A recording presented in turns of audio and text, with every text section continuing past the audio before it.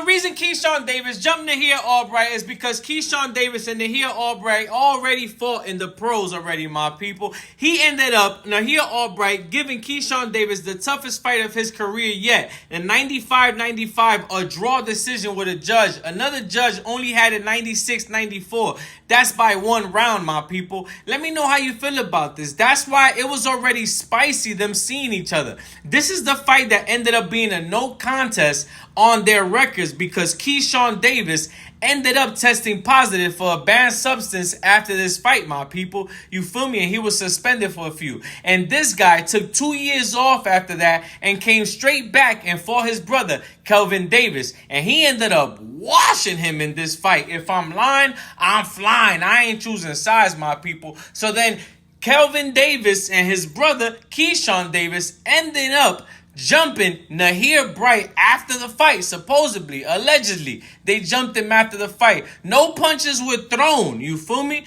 The other brother that actually fought was not involved in it. So no punches was thrown. That's what was said by Nahir. They only headbutted him and grabbed him by like the chest and like shoved him or something like that. He had a big bump, but I'm not gonna lie. The bump looked like it was there before. I seen the post when he was talking on the mic and all that, pause. And then after when he got jumped, they said, and then he still had the same kind of bumps. You feel me, my people? But let me know how you feel about this, man. Is this the reason why Keyshawn Davis and his brother Keyshawn Davis allegedly ended up jumping Nahir Albright? Because it was already spicy. They already had old bad news. And also, then after that, already having fight each other, already having the no contest, already being the toughest fight of his career, then they go and they put their locker rooms right next to each other, my people. I think that's where they went completely wrong. How you setting up a boxing ring and set it up right next to each other? You could have easily Googled and find out this is not a good idea. It says it's not a good idea to place opposing boxer locker rooms